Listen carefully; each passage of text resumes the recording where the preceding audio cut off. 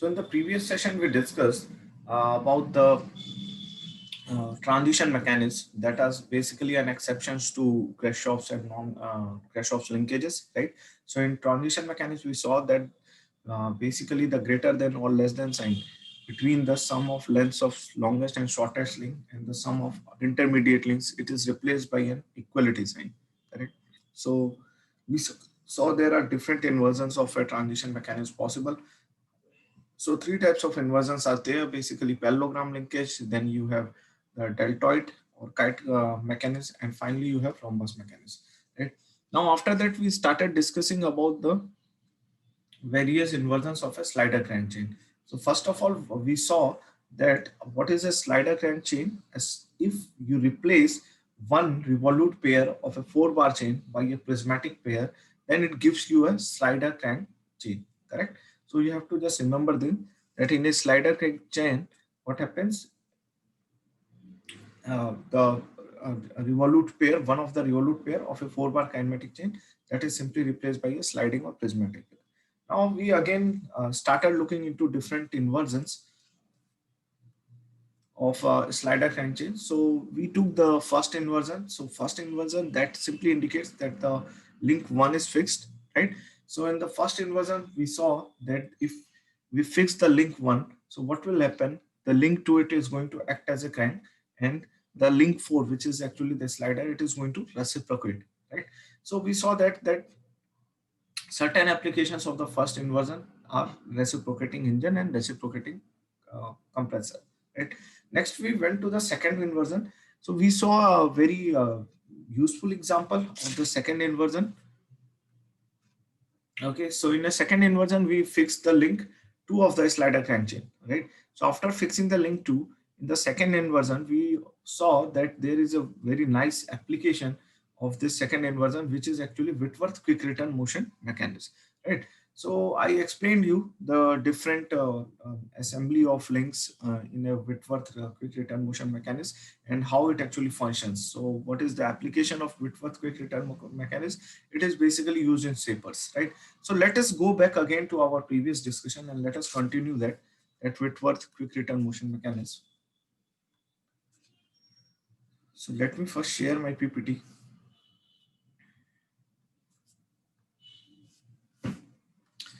So I think the presentation, is it visible to all of you?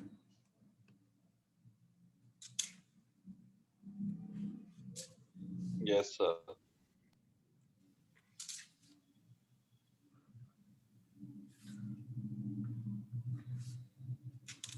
Okay, so now let us move ahead, and we saw the different connections in a Whitworth quick return motion mechanism. So here I think explained you. So which link is going to be fixed, which link is going to act as a, let's say, crank. Then what will be the motion of this slider, right? And then what will be the motion of this link 1, right? So all these things I already explained you. Now let us see that. So we know that a Whitworth quick return motion mechanism, okay, it is used in shapers, and the purpose of a shaper is actually to cut metal work pieces, right? So when you are going to cut metal work pieces, right? So two important things, two important parameters, they come into picture. So what are those two important parameters? So first is quick return ratio, right? So first is this, and second is stroke length. So what is quick return ratio? So quick return ratio is nothing. It is simply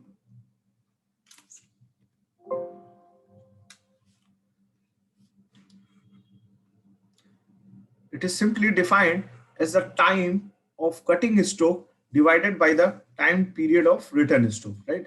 So the time which the tool took, okay, in moving forward for the purpose of, let's say, cutting the work pieces, right? And the time which the tool took in returning to its original position, right? So this is your quick return ratio. And what is the stroke length, right?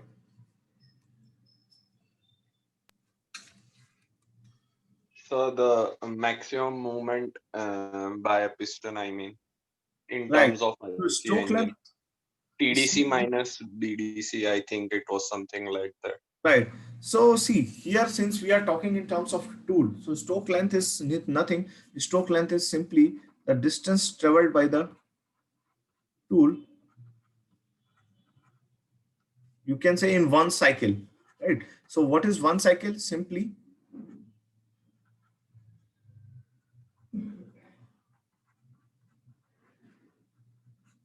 can say one forward stroke, right? So now we have to, our goal is to find out these two, the quick return ratio and the stroke length, in terms of the geometry of this entire mechanism. So how are we going to do that? So let us try to understand it. Okay. So first of all,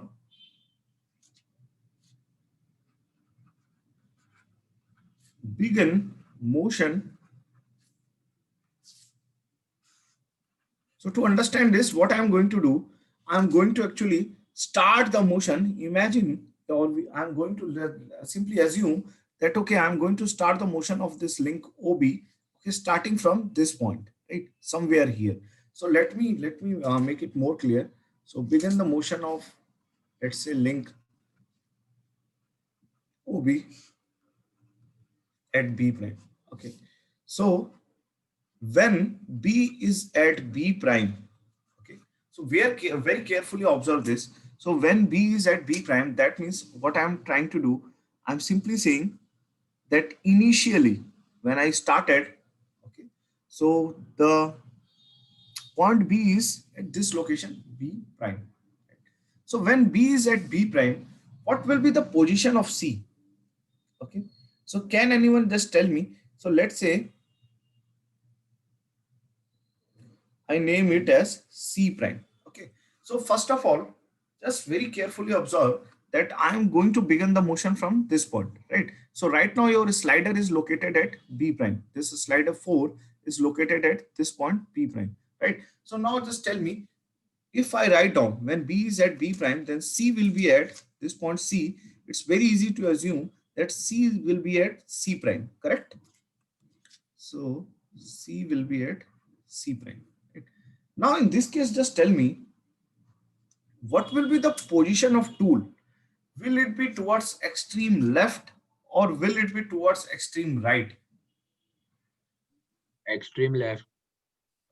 Very good. So in this case, you observe when we are going to begin the motion of this slider, let's say when this slider is at this location B prime, so C will be at C prime and your tool, it will be on extreme left position. So tool extreme left position. Fine. Now let us start the motion of this point B from B prime towards anti-clockwise direction, right? So now let us say that this B point, it has started moving from B prime in the anti-clockwise direction, right? So here, let me write down B moves anti-clockwise. Okay. And finally, when this B, it reaches B double dash. Okay. So very carefully observe, this is very important. So I'm just saying that, okay, it started moving in anti-clockwise direction and you can very easily assume that after some time, it reached at this location. Okay. So see, always remember that both link 1 and 3, they are going to rotate completely. Only difference is that link 3, it is going to rotate about point A, and link OB or link 1, it is going to rotate about this point O, right? So now after some time you will observe that this B, it acquires this position B double dash, right? So in that case, see, when this is going to move anti-clockwise, so this lower portion, it will definitely move in just the opposite direction, right? So if you observe that this OC portion, it is going to move in clockwise direction. So what will happen?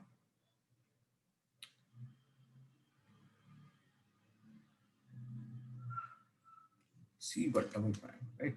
So B moves anti-clockwise and B reaches B double dash. Then in that case, C reaches C double dash, correct? So now just tell me that what will be the position of tool in this condition, right? So it is very obvious. See, so this is going to move like this, anti-clockwise, like this, and then this OC link, right? This is also going to move, let's say, from this point to this point, correct? So just tell me what will be the position of tool when this C point, let's say it reaches C double dash. Extreme Extreme right. right. Extreme right. Okay, so it will be your extreme right position, right? So tool is in extreme right position. Right? Okay, let me correct it here. I think like I mentioned that it is going to, okay, both are moving in anti-clockwise. I'm sorry, right? So if it is going like this, then this OC portion, it is also going to move like this, right? So this is going to trace this path like this, right? So it is very easy to observe. You can very easy clearly observe. So this is going to move like this. Then this OC, it is going to move like this. So this tool, it is going to move forward, right? So it is going to extreme right position. Now just tell me here, if I say that the forward stroke is completed. So am I correct or not? So I'm just saying that the forward stroke is now completed, right?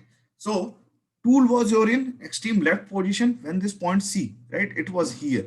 Now, as soon as this B started moving from B dash, okay, in anti-clockwise direction towards this B double dash, what happened? This point C double dash, it started moving in this direction and it reached this location C double dash, right? So now your tool, it is going to lie in extreme right position. So just tell me if I say that forward stroke is completed now. So am I correct or not? So just see the diagram again. Yes, sir. Right. So see, very easy. Now the forward stroke is completed, right? Because this point C, it can maximum reach to this point C double dash. It cannot go beyond this point C double dash, correct? So that means our forward stroke is now completed. Now again, B moves from B double dash to B dash, right? So let me give this very quickly. Let me tell you this thing very quickly. Through which path? Through B double dash, B triple dash, B dash.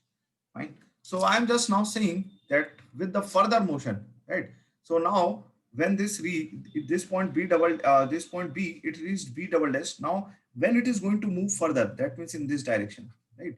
So let me call this path as B triple dash. So again, when this point, it is going to move from B double dash to B triple dash to B dash. So again, your return stroke, it will start, right? So let me finish this thing very quickly. I hope this is now clear. C moves from C double dash to C dash again, right? So tool now in this case again shifts to extreme left position, and we say that return stroke is completed, right?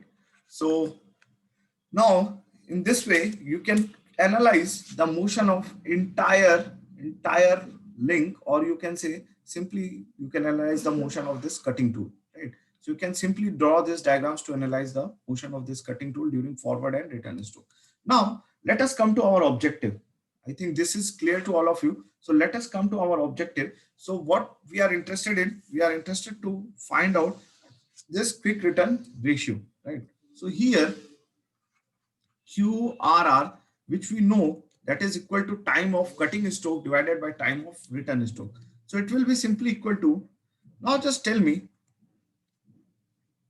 the time factor, it will be dependent obviously on the rotation of this link 3, correct? So if I say that this time of cutting stroke, it is dependent upon the rotation of link 3. So am I correct or not? Yes. Fine. Yes, So sir. obviously, why? Because ultimately the motion of this point B, right? It is determining the, okay, let's say the length of forward stroke or the length of return stroke. So I can say that the rotation of link 3, or you can simply say the length of this crank, it is going to determine the quick return ratio, right? So now let me join the extreme positions of this one, right? Extreme positions. So now we can simply say that time of cutting stroke, it will be directly proportional to the rotation of this link AB. So this link AB, it is simply rotating from AB dash to AB double dash, right? So this is the rotation of link AB, right? Now, similarly, we can say that the return stroke, it will be dependent upon the rotation of this link AB, beginning from which point? Beginning from AB double dash to simply again this AB dash. But now the angle will be just in the opposite direction. So let me call this angle the obtuse angle as theta C, that means theta cutting stroke, and let me call this angle the acute angle as theta I, that is the ideal stroke. So you can give it any nomenclature, theta 1, theta 2, beta 1, beta 2, whatever you want, right? So I am just denoting with theta C and theta I, right? So what is theta C? Theta C is angle of rotation of AB during cutting stroke, right? And what is theta I? Angle of rotation of AB during return stroke. So now we can simply write down the QRR in terms of the geometry of this mechanism as theta C, that is time of cutting stroke. We know that that is going to be proportional to the angle of rotation. So QRR simply is equal to theta C divided by theta I. So let us say if I ask you to build a mechanism, to build a Whitworth quick return mechanism that is going to be used in some shapers, right? So basically you can determine the length of links, right? The geometry of links, right? Their arrangement, that is the arrangement of slider, the arrangement of this link BC, the arrangement of this link AB, whatever. So based on this quick return ratio, right? So you have to figure out the angle which you want to rotate, right, for the link AB. Then on that basis, you can find out, okay, I am going to determine this mechanism for a shaper with quick return ratio of 3 or with a quick return ratio of 4. So now, next, let us move to stroke length. So just tell me quickly, I'm not going to spend too much time of this. So just tell me very fast, what will be the stroke length? That means stroke length is the effective distance that is going to be traveled by this tool for cutting the workpiece. So just tell me, what will be the stroke length? B double dash minus C dash. Double dash minus C dash. Okay, fine. So, okay, let me call this as D only. Okay, so this is one. Anything else? C double dash minus C dash. C double dash minus C dash. Okay, so you are close to that, but still means think about it. See, what for if you wish to find out the stroke length, simply observe that the stroke length is decided by the motion of which point? Just tell me. The stroke length, is it decided by the Piston motion of this or point? tool. D minus B dash. No. Minus B dash. Okay, just tell me this thing, that if you observe the stroke length, is it decided by the motion of this point B? Say yes or no. Yes. Observe very carefully. Okay. No. So Point D. right? So it is not decided by the motion of point B. If you very carefully observe the stroke length, it is going to be decided by the motion of which point? The motion of this point C. Am I correct? See, the stroke length is decided by the motion of this point C, because the tool, it can move maximum to the left and maximum to the right depending upon this length OC only.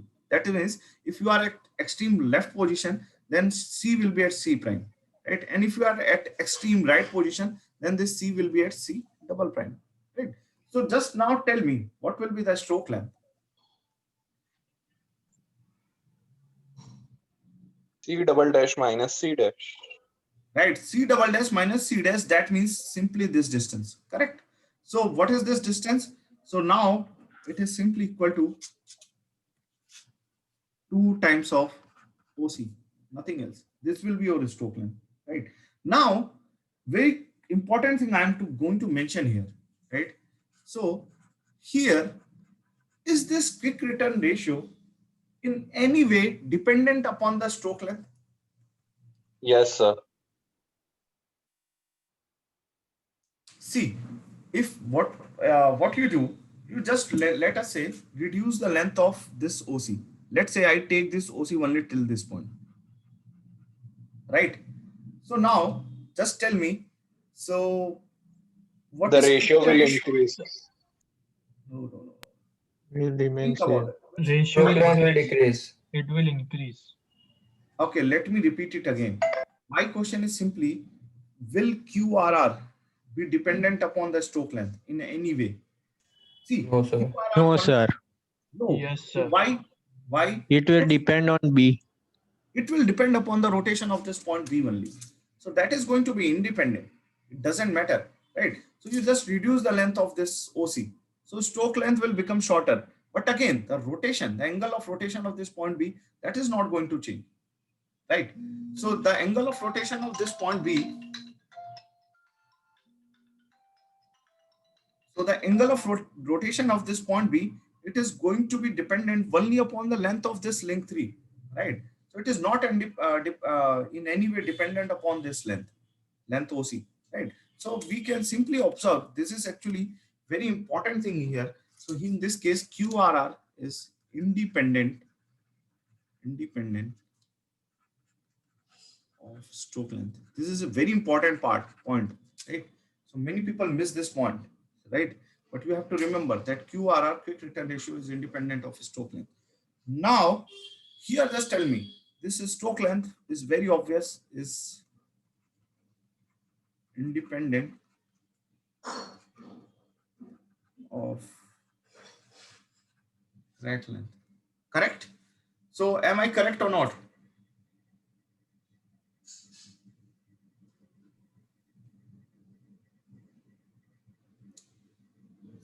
So have I written it correctly? That is, it is independent of crank length. That is, what is crank length? In this case, the crank length is this one, link 3, right? So just see this diagram and tell me whether I am correct or not.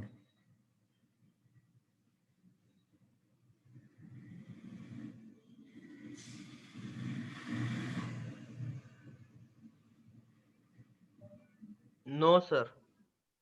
No, sir. So I'm not correct or I'm correct? See, very obvious. The stroke length will be Not- independent of crank length. Not correct. How, sir? The stroke length, it is dependent only upon this length of OC, if you observe, right? So it doesn't matter. The point is, if you change the length of this link AB, what will happen? The angle of rotation might change, but it will not, it is not going to affect this stroke length. The stroke length will ultimately depend upon the length of this link OC, right? So basically here, the stroke length, it is independent upon the length of this link 3. Or you can say the rotation of this point B. The stroke length will only dependent upon the rotation of this point C. Just remember this, right? So here it will be independent. So just go home and try to observe this thing very carefully. So try it with, let's say different points, different lengths, different size, then you can easily observe. So right now, just remember this point. Now let us move ahead.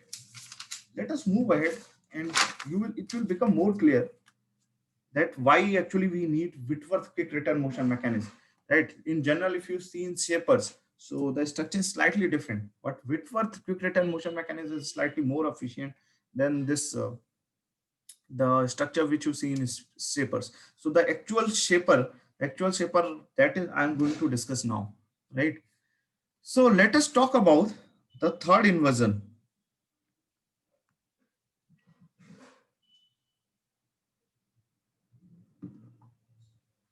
Right? So the third inversion is,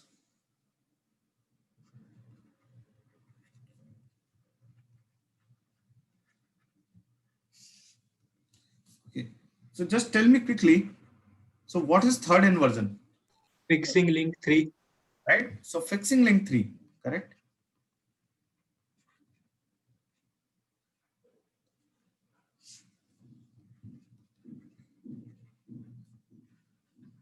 And sheet. Now, a very important thing.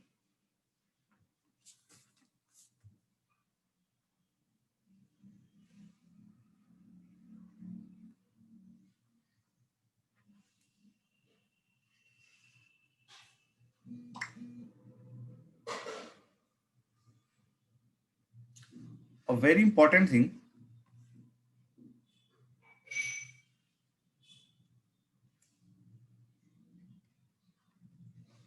So we are going to basically fix this link 1. Right? So before beginning, before going into further discussion, let us observe the difference, because many times people they get confused, right? So between this, let's say the Whitworth quick return motion mechanism, and there is one more mechanism which I'm going to discuss, which is called as crank and slotted lever mechanism. So very clearly observe that here in this case, the link 2 is fixed, right? And link 3, it is free to move. But here what we are going to do, we are going to fix this link 3. So if you observe here, link 2, it is going to act as a crank, right? And if you observe the length of crank in this case, it will be shorter, right? And the length of fixed link in this case, it will be more as compared to the previous one. So these differences you have to clearly observe, right? So now let us move to its application. Why I mentioned this, because you will come to know, let me discuss further, then you will come to know why I mentioned this. So now one application of this is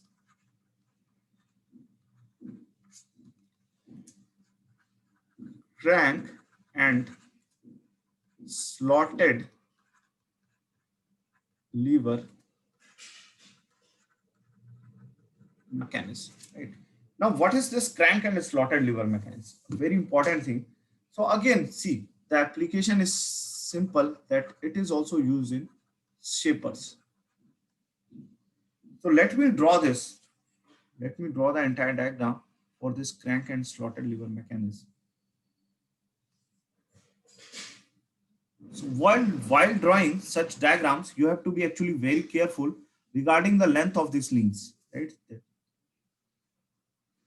So this length, this is your fixed link, like, so this length, it should be greater than the length of this crank.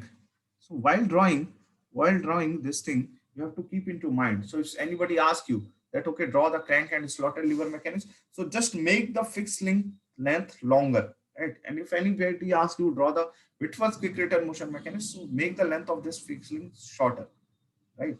So now 2, fine. So this is your right now. Let us call this point as O, this point as A, right? And then what you have,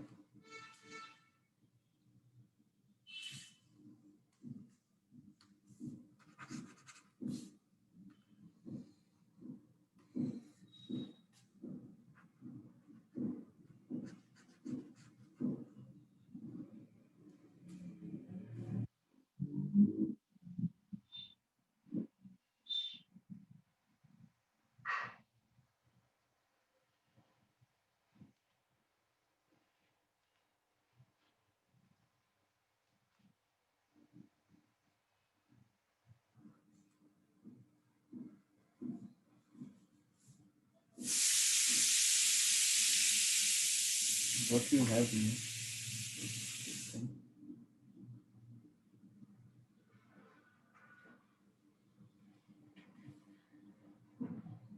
This is your slider. So this is now link 1, link 2, link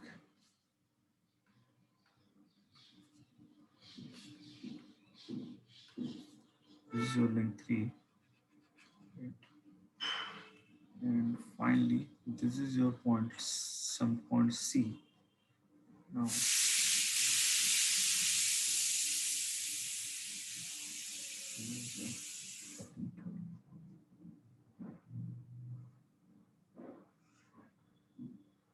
okay.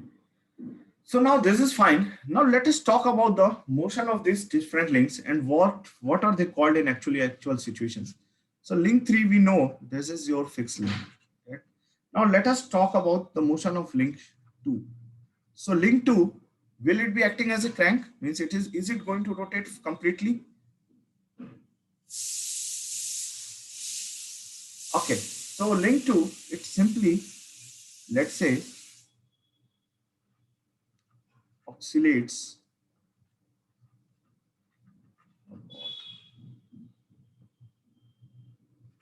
point A, right? So link 2, basically it will be acting as a crank here.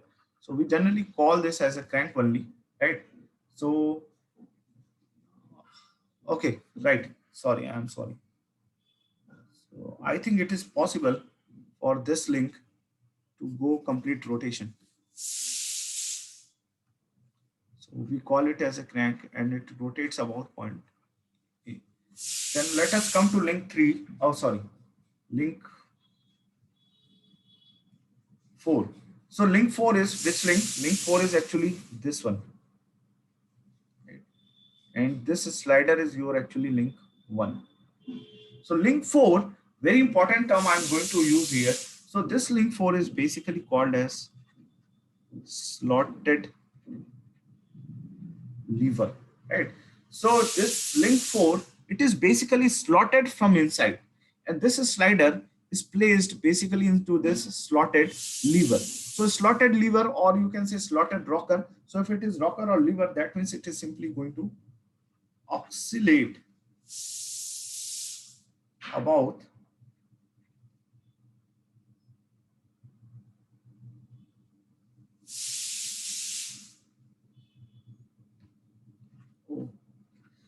now let us come to another link that is simply 1. Link 1 is your simply slider, or in generally we call this thing as block, right? In actual situation we call this as block. And also remember this, in actual situation this link 2 is nothing, this is generally a bull gear. So now this is your link 1, that is your slider block. And then you have link 5, which simply connects. So the purpose of this link 5 is it simply acts as a coupler, right, or connecting rod. It connects slotted lever to tool. And what is this link 6? Link 6 is simply your cutting tool. So see, after having seen what are the different motions of this one, so now it is very easy to guess how this mechanism it is going to function, right? So in this mechanism, what will happen? This crank, it is going to rotate about point A. So as this rotates about this point A, what is going to happen? This is slotted lever that is going to oscillate about this point O. Fine. And during this oscillation, it is going to move forward and backward this tool, right? So now, so this will be something, let's say you can, if you call this point as D, so DL, DR is simply the stroke length, right? So this mechanism is slightly easier to understand. There is nothing much complex. You have to just remember that now we call this mechanism as crank and slotted lever mechanism. So nothing is going to happen here. Only this crank link 2 is going to rotate. And what happens? This is slotted lever that is going to oscillate about this point O. And this oscillatory motion is just transferred from the point, let's say it's just transferred through this link CD to this cutting tool. Then the cutting tool is going to reciprocate, correct? Now, what is important here? Let us discuss about again the quick return ratio. because this is our interest to find out this quick return ratio, right? So now again, quick return ratio is very simple in this case. So let us say at a particular instant, this point A, it is at extreme left position, or you can simply say A prime, right? So let me mention this as, let me draw it in a separate diagram.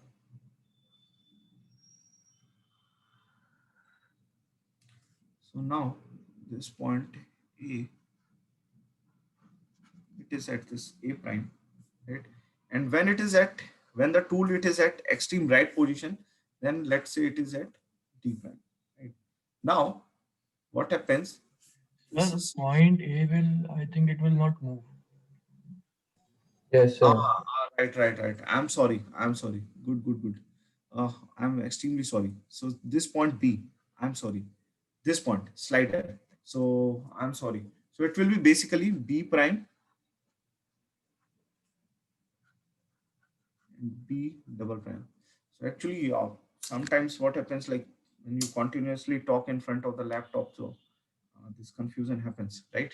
So I'm sorry for that. So this is nothing. This is the slider point B, right? So this is B prime. That means B prime is the extreme left position of this point B, right? Or you can say when the tool is it is in the extreme left position, then this point B is at B prime, right? And similarly,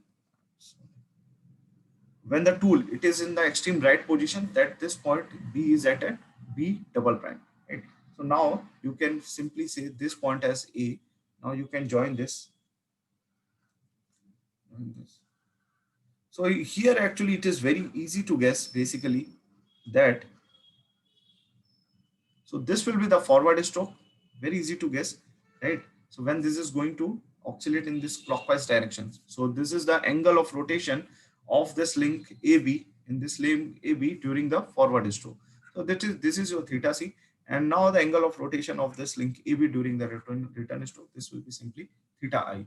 Now in this case again, the QRR will be equal to theta C by theta I, and stroke length as such, stroke length is simply given by here this length, right? DL dr, or you can better call it DL D prime D double prime, right? So to synchronize with this nomenclature, just call it D prime D double prime. So the stroke length will be simply D prime D double prime. Now few important things which I want to discuss here. So see, these things are available everywhere, right? But certain points, many of the books they miss, right? So very few let's say teachers or researchers are there which mention these points, right? So those small points you have to actually remember, right? Now let me discuss again. I'm seeing here, so QRR again. My first question is QRR dependent upon stroke length? So this is my first question. So can anyone tell what is going to happen in this case? Is the QRR dependent upon the stroke length? No, sir. Think about it again, right? Yes, See, sir. observe the motion of this thing, that point B, right? So ultimately the QRR, it is going to be dependent upon the rotation of this point B. So what you have to actually observe is the rotation of this point B in any way dependent upon the movement of this point D. So just observe.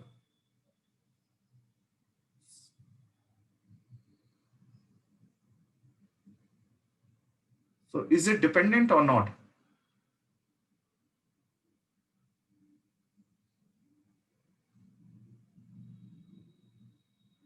Okay, so let me Sir, give if you. D dash and D will be shorter, then the rotation will be also be shorter now. So it Correct. will be So depend on it.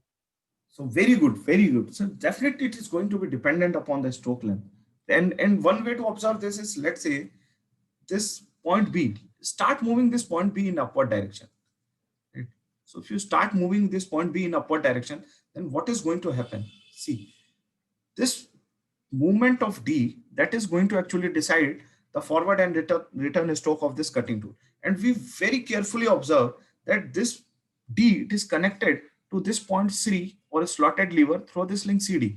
So definitely the movement of this slotted lever, right? Or you can say this point B, it is going to define the length, let's say the motion of this point D, okay, or the distance through which this point D is going to travel.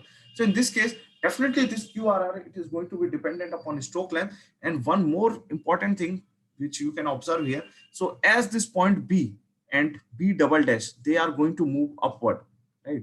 So first of all, just tell me if point B and B double dash, they are going to move upward. So what is going to happen? So what is going to happen to the stroke length? Will the stroke length increase or decrease? So let me, okay, ask me, when, let me make the question actually more easier. When stroke length is reduced, right? What happens to QRR? So, okay, this is clear.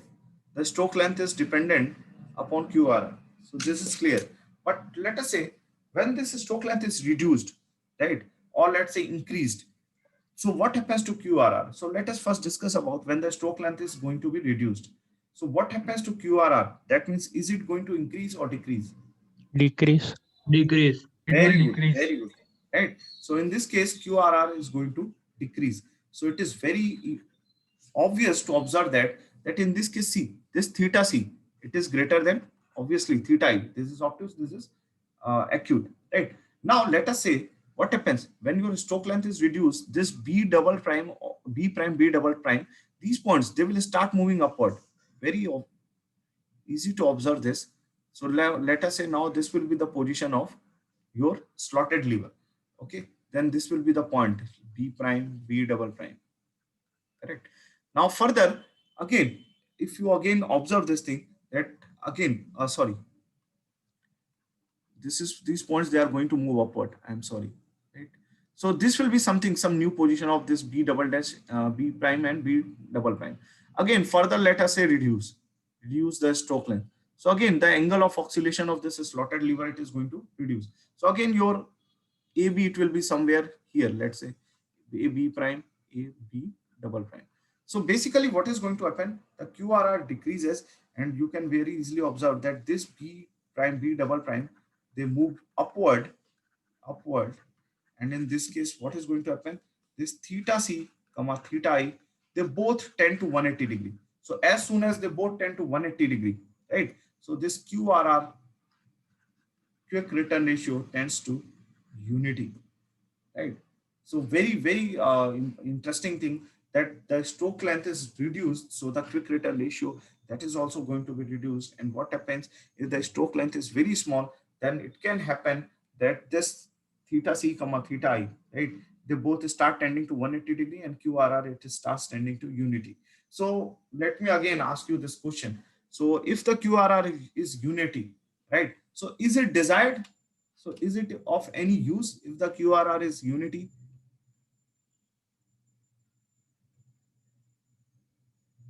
So question is clear?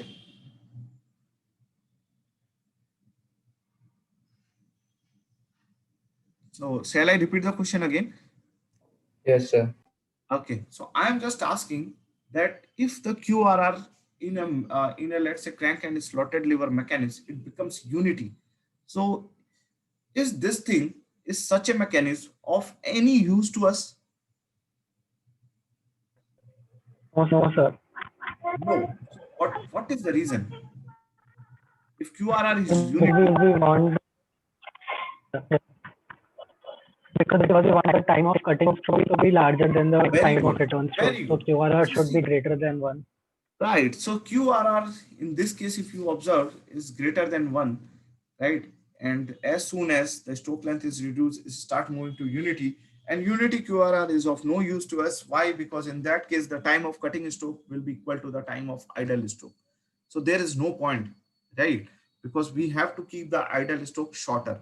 So this is one point. Now again, a very important thing I'm going to mention, that is the reason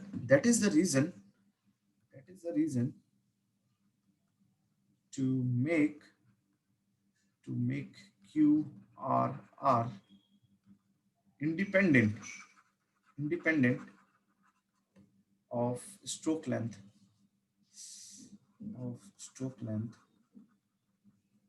Whitworth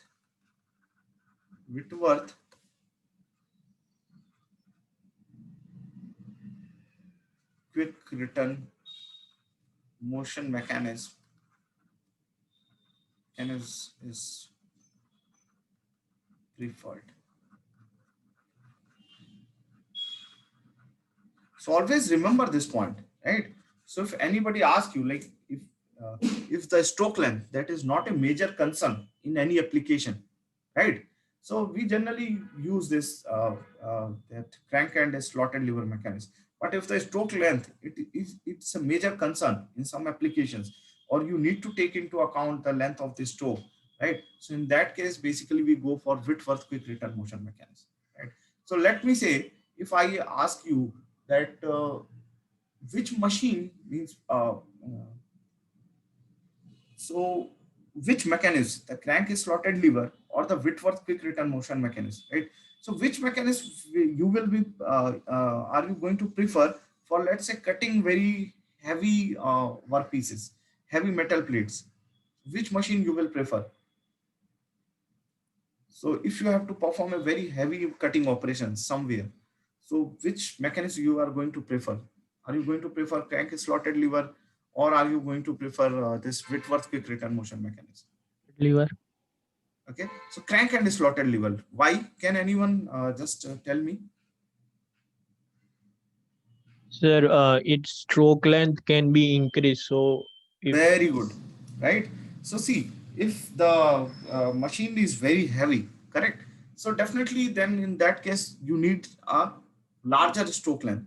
And if your stroke length is very large, then there is no concern, right? So even if it's a QRR that is going to be dependent upon the stroke length, you don't need to worry about this, because you know your stroke length is quite high, right? So this QRR, it will always remain greater than 1. It will never tend to unity. So in that case, you can use crank and slotted lever mechanism. But let us say, like, if you have to do this operation for very small workpieces, right? Then in that case, you need very short stroke length. Then if you are going to use this crank and slotted lever mechanism, so it will not be going to serve any purpose. So in that case, it will be even difficult to build such a mechanism. So in that case, you go for Whitworth quick return motion mechanism, right? So these things you have to remember. These things are very important. You will never find these discussions in many books, right? So finally, let us move to the fourth inversion. That is the last inversion. So fourth inversion is very simple, right? Okay.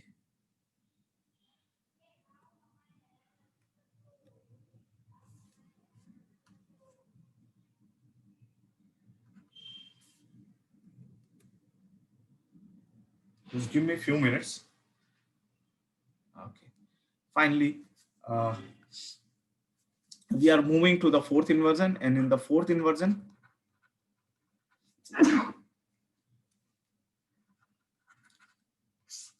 now simply we are going to fix the link 4, right?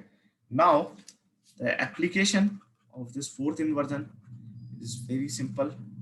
So fixing the link 4, that means we are going to fix the slider, right? So let us say this is your slider crank mechanism, that is O, A, and this is your slider, right? So now we are going to fix basically this slider. Clear? So now, see, this is going to be, so this slider is now fixed. So application is basically, can you give any example of this one, fourth inversion? So, okay, so let me make this more clear. Maybe this diagram, it is going to make this thing more clear. So let me draw this vertically.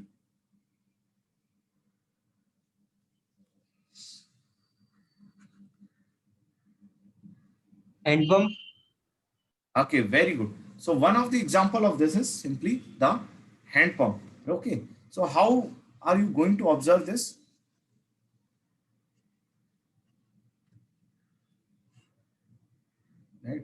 see what is going to happen in this case if we fix this slider, right? So what is going to happen actually, this link 1, if you call this as link 1, it is going to still slide with respect to this link 4, right? So initially what was happening? Initially this link 4, it was sliding with respect to link 1, and this link 1 was usually fixed. But in this case, very carefully observe what we are doing. Actually we are fixing the link 4, but still this link 1, it is going to slide. And now you can very easily guess that such kind of structure it is used in our hand pumps, right? So let me draw this more clearly, right? It will become more clear how this can be used as a hand pump. So basically in this case, we construct this link 4 in the form of a cylinder, right? Cylinder. And again, this link 1 is actually constructed built in the form of a plunger or a piston. Very easy. So now this is your fixed one. So you can very clearly correlate it to a hand pump. Now this is your point O1, right? And finally you get this point.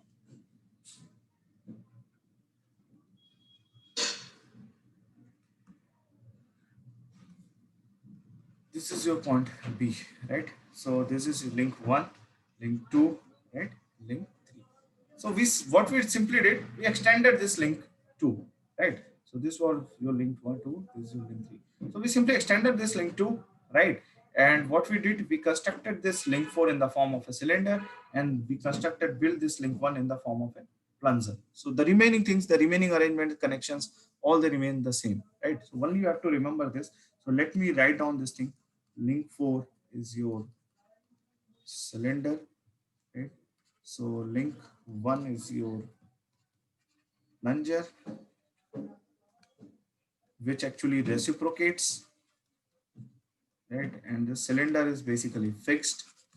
Then you have link 3, which is going to basically oscillate, right? So this link 3, it is going to oscillate, or you can simply say link 2, 3, both are going to oscillate relative to this point B, about point B. That's it. So this is the simple example of a hand pump. Now, a very important thing. So 2 things I have left here. So which I want that you go through these 2, right? So those 2 things I have left actually, I am going to tell you. So when you go to second inversion, there is one more important inversion, but since right, so since these things they are actually more important as compared to that, so that's why I'm not discussing that. So you have to see into that yourself. So second inversion 1, we discussed this thing, okay, that Whitworth quick return, and another one is basically rotary engine.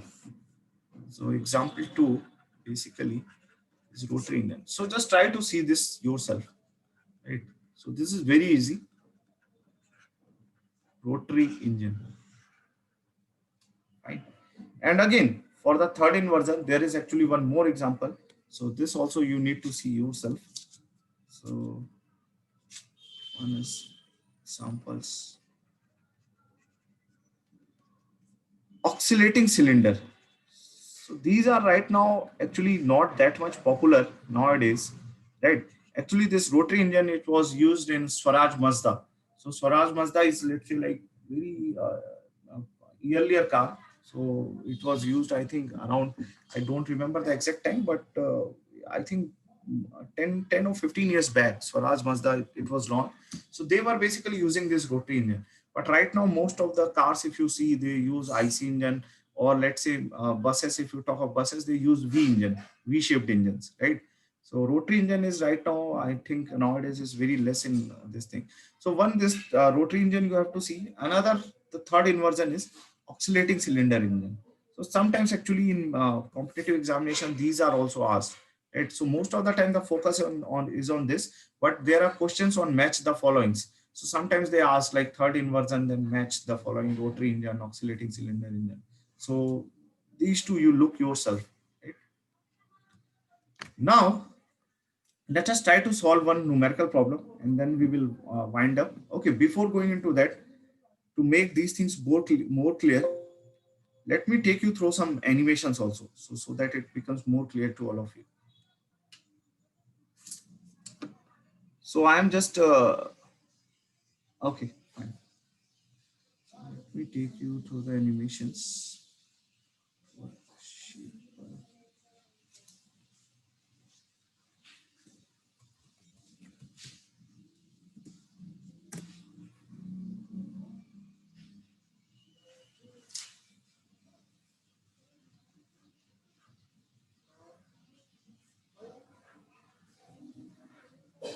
So first of all, we are going to see a shaper machine, right? So after that, we will move to these things.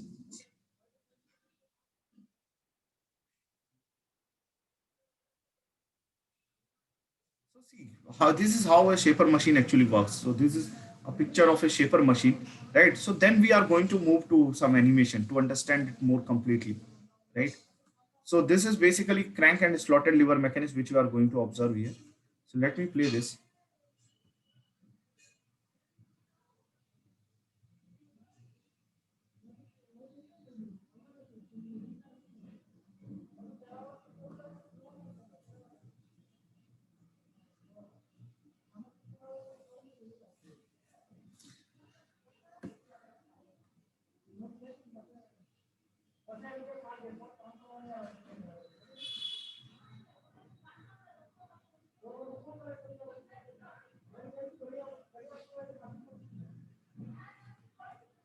Okay. So fine. I think, yeah, Devars, do you want to ask something? Yes, sir. Sir, I have seen two types of shaping machine. One which has a tool and platform below the gear and this mechanism, and second type this of this type. The tool and platform is above the gear and mechanism. Right. So this is And the point is, this yeah. one is Whitworth mechanism. No. Both things are almost the same. Only thing, like sometimes you fix the tool above the this frame, right? Above this gear and all this thing, right? So this is actually dependent upon that. Okay, if you are able to raise the workpiece to some height or not. So both constructions are there. So sometimes you locate this tool, this thing below this gear and all this arrangement. Sometimes you locate this above, but ultimately the principle remains the same, right? And sir, So, also in slotting, sir, same mechanism, but it's working in vertical. yeah, vertical slotting machines are also there, right? So point is, see, the thing is that you have to keep into mind, let's say, means the principle behind all these shipper machines, right? And it can happen that there are certain variations, because see, we are advancing day by day, right? So there are n number of modifications for this shaper machine also. Even if you go for a lathe machine, milling machine, so there are n number of modifications, right? But the underlying principle in most of the cases, it remains the same. So yeah, there can be variations, but that is again a very vast topic. We study in, this thing into like production. So production is a like different stream of mechanical engineering. So it's basically specialization. So there we study different types of shapers and slotters and planners. But right now, for your purpose, this much is sufficient, right? So now, okay. Thank you. Okay, fine. So this is your video, but you saw the entire video. So let us make this thing more clear. So what you see here, can anyone tell what is this? See, just I'm playing this. So what is this? This red The one, slot. the slaughter, right? And what is this? The black one, this black with this pin joint. Slider. So this is your slider, right? So this black device, and you can see here, this is your revolute joint. So this is your slider. And behind this, what is this? Again, the red circular disc. Bull gear. The bull gear, right? Or you can simply call it this as a crank. So I hope, I think this is more clear to you from here. So you can very carefully observe the motion of all this.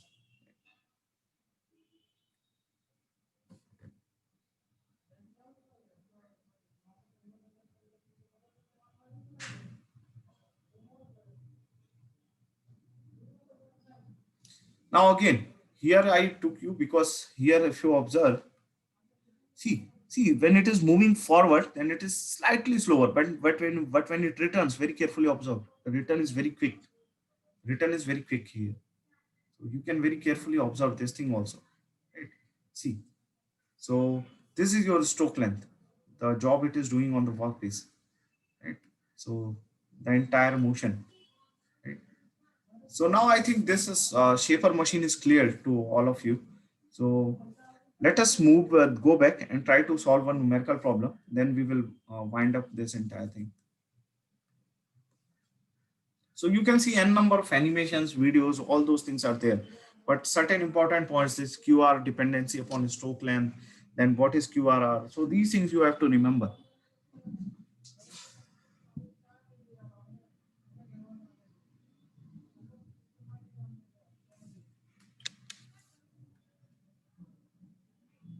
So let us solve a numerical problem.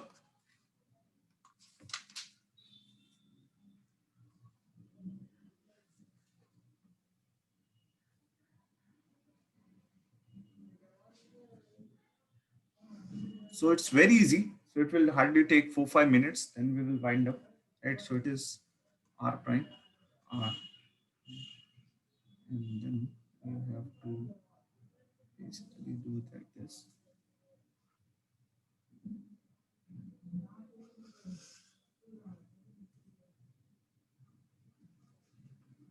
So many a times such kind of numericals they asked in actually GATE also, right? So there you have to do nothing. Actually, these are very easy. You have to just focus on the geometry, and everything else gets solved very easily. So here I am actually providing you a clear-cut diagram, but many a times this diagram is not as much clear, right? So you have to just remember, right? So what is given to us in this case? So in this case, it is simply a crank and a slotted lever mechanism is given to you, right? And the stroke, let me mention what are given. So given things are, first is crank length is 100 mm. And the figure is not visible. Figure is not visible. No, sir. Okay, let me share it again then. Now is it visible? Yes, sir. Okay, so simply I have drawn this, let's say this a crank and a slotted lever mechanism. So here you can very easily see, like this is the length of a stroke. Let's say here S, and then S double prime. This is your point S, and this is the angle of rotation of this crank. So you denote it with the AB, OP, whatever you wish, right? So now crank length is given as 100 mm. Now fixed link length. Okay, so just tell me, so this fixed link length, can I take it as 95 mm if it is a crank and a slotted lever mechanism? So just I am assuming a value 95 mm. So is it possible? So if it is a crank and a slotted lever mechanism, can we take the length of this fixed link as let's say 95 mm? No, sir. It No. should be greater than 100. Right, so it should be greater. So this is the basic difference between Whitworth and this. So these things you have to remember, right? So it is simply given as 250 mm. Now what is asked to us? So ratio, that is simply QRR, and let us find out the stroke length. Okay. Further, okay, length of a slotted lever is also given. So length of slotted lever length. So see, whatever question is asked related to a crank and a slotted lever mechanism, just remember this diagram. This diagram is sufficient to give you entire information about that. So the length of a slotted lever is also given 450 mm. Right? Now let us try to solve this. These two. So first of all, let us go to QRR. So QRR, we know that this will be this angle. Let us call this angle theta C, right? Divided by this angle. Let us call that angle as theta. Okay. So which lengths are given? First of all, crank length that is given to you. So it is given as 100 mm. So that means this length. So I'm doing it very quickly. This is given. This is your crank only, right? So this is given. Then the length of this one is also given. So this is your fixed link length, 250 mm. Okay. So now just tell me quickly, how can we solve this? This is very easy. So how are we going to solve this? So we have to first find out this angle. Let us focus on this angle theta c. Okay. So can anyone tell how can we solve this?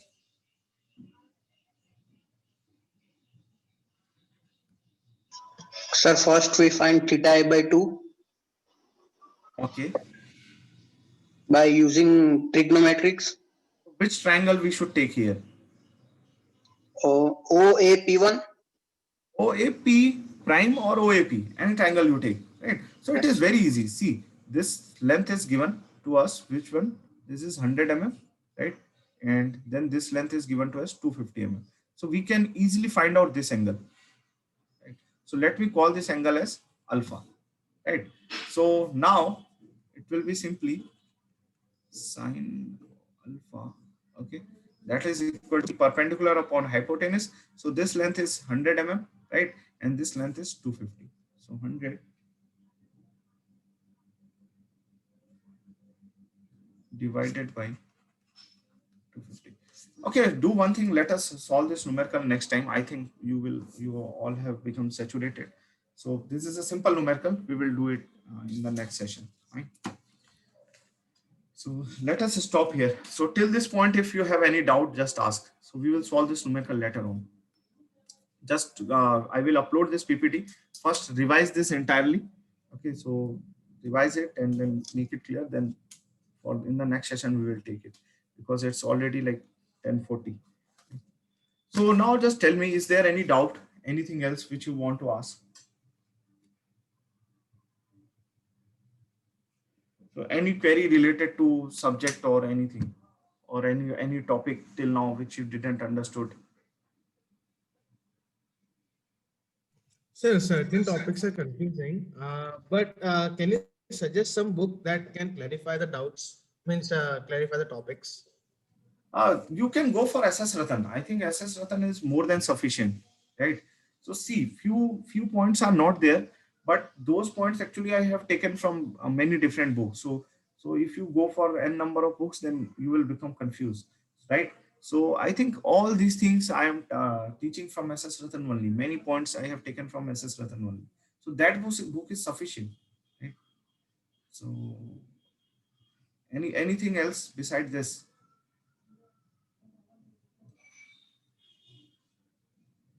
If you, let's say, like want to go for some higher books, then you can look for Shigley also, right?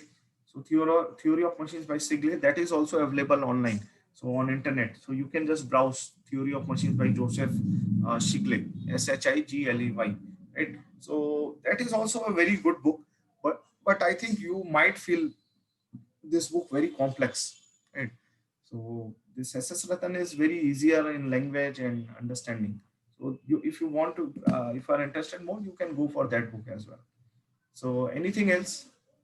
Sir, sir, the name of the book is Theory of Machines by S.S. Ratan. Right. So I have, I think, given all this information in the course outline. So is it available on Auris or not? It is available, sir. Yeah, so you can look from there. So anything related to this, any other doubt into this? It's what I taught today. So this crank and Whitworth, this is clear to all of you? The quick return motion mechanism, is any doubt into this? Okay, then let us end the meeting. Okay, fine.